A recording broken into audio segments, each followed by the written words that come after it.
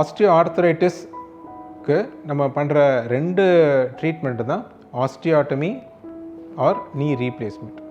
இப்போ knee replacement பார்த்தோன்னே இது வந்து ரொம்ப பாப்புலர், எல்லாருக்கும் தெரியும்.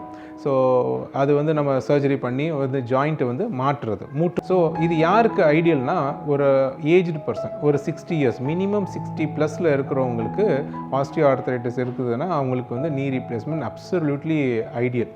பட் அதே விஷயம் ஒரு 40லேருந்து 50 வயசில் இருக்கிறவங்களுக்கு நீ ரீப்ளேஸ்மெண்ட் பண்ணுறது ஒரு ஐடியலான விஷயமே கிடையாது.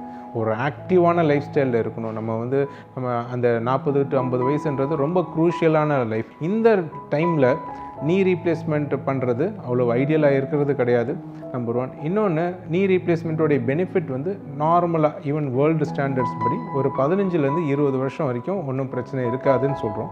ஸோ இப்போ 40 வயசில் இருக்கிறவங்க நீ ரீப்ளேஸ்மெண்ட் பண்ணோம்னா ஒரு 55 வயசு 60 வயசுக்குள்ளேயே இன்னொரு ரிவிஷன் நீ ரீப்ளேஸ்மெண்ட் தேவைப்படுற சான்சஸ் இருக்குது. அந்த நீ ரீப்ளேஸ்மெண்ட்டோடைய அவுட்கம் வந்து ப்ரைமரி நீ ரீப்ளேஸ்மெண்ட்டோட மோசமாக இருக்கிறதுனால இப்போ நீ ரீப்ளேஸ்மெண்ட்டை போஸ்ட்போன் பண்ணுறது எப்போவுமே நல்ல ஒரு பெனிஃபிஷியலான விஷயம். ஸோ அந்த போஸ்ட்போன் பண்ணக்கூடிய வல்லமை கொண்ட சர்ஜரி தான் ஆஸ்டியோட்டமின்ற சர்ஜரி.